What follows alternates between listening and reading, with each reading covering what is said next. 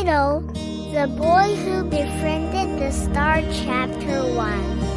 The Invisible One. Ethan Gray was a kind of boy no one noticed unless they wanted to make fun of him. At 19, he was a freshman at Westwood College, awkward and skinny, with thick glasses and the habit of muttering answers in class rather than raising his hand. His dorm mates called him Ghost because he seemed to blend into the background. Every day, he was pushed, teased, or ignored. Even his professors barely remembered his name. He had no friends, not one, until the night the sky cracked open. Chapter 2. The Crash in the Woods. It was just past midnight when Ethan took a walk through the woods behind campus, trying to escape the noise of the dorm party he wasn't invited to. Then a blinding light flashed across the sky, followed by a thunderous boom. Something crashed nearby, shaking the ground. Curious and terrified, Ethan followed the smoke and found a massive crater glowing with blue light. At the center, a sleek, silver craft hissed with steam, and beside it, something moved. A tall, thin creature with shimmering skin, large eyes, and silver catchers on its arms limped toward him.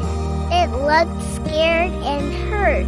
Ethan froze, then whispered, Do you need help?" The creature tilted its head and spoke not with words, but directly into Ethan's mind. "I am Kari. I mean no harm. My ship is broken." Chapter 3. A Secret Friendship. Ethan hid Kari in an old abandoned greenhouse on the edge of campus. Over the next few days, they became unlikely friends. Kari was gentle and curious, fascinated by Earth's music, food, and clouds. In return, Kari told Ethan stories of stars, distant galaxies, and worlds made of crystal forests. But Kari was also afraid. A signal had been sent when his ship crashed. A powerful Earth agency, the ASEC, Advanced Species Enforcement Command, was surely hunting him. One evening, Ethan came to visit and found Kari trembling. "They're close," he said. "I can feel them.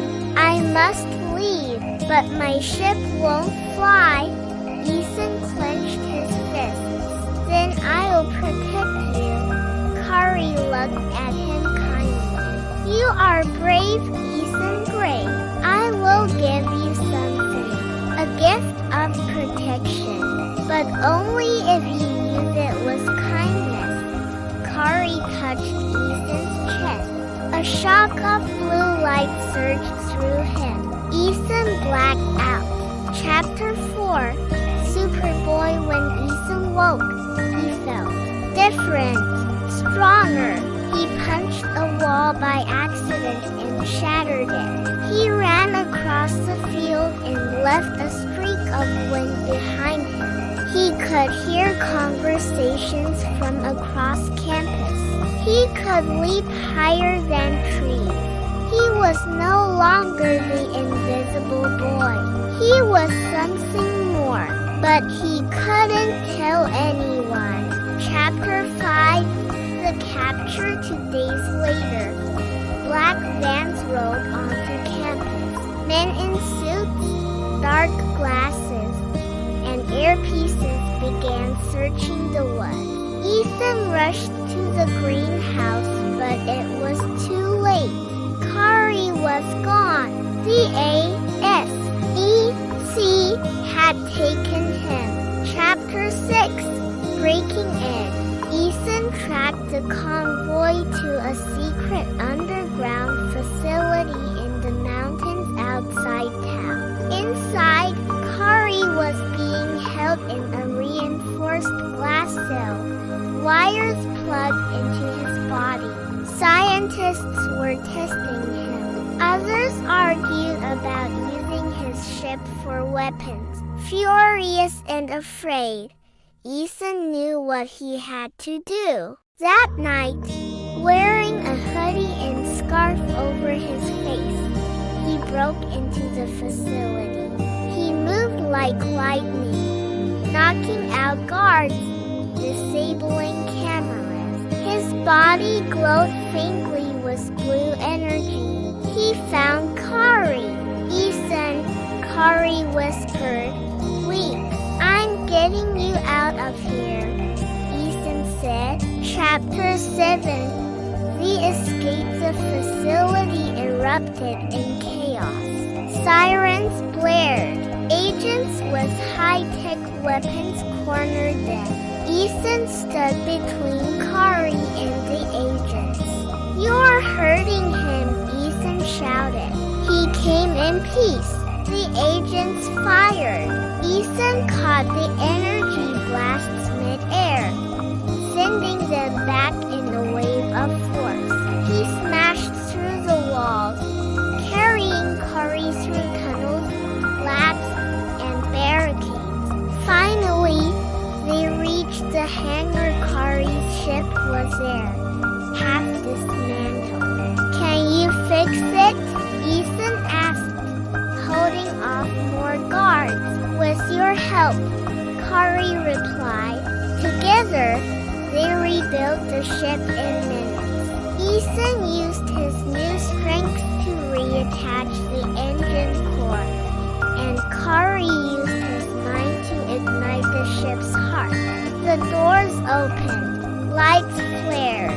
Just as the agents stormed the hangar, the ship rose into the air. Chapter 8. The farewell. They hovered above the mountain. Ethan and Kari stood at the open ramp. "You saved me," Kari said. "More than that, you believed in me." "I'm just a kid no one sees," Ethan replied. Kari smiled. "Now you are someone the stars will remember." He held out a small, glowing shard. "If ever you need me, or if I need you, this will light the way." Then Kari returned to his ship. The blue light flared again, and in a blink, Kari was gone, racing toward the stars. Epilogue. The legend of Ethan Gray. Ethan returned to college. He still walked quietly, still wore his glasses, still sat in the back of class. But something had changed. He wasn't invisible anymore. Not because he had powers, but because he had courage and a friend who came from the stars. And in his pocket, the crystal shard still glowed just a little, waiting, because some friendships are written across the galaxy.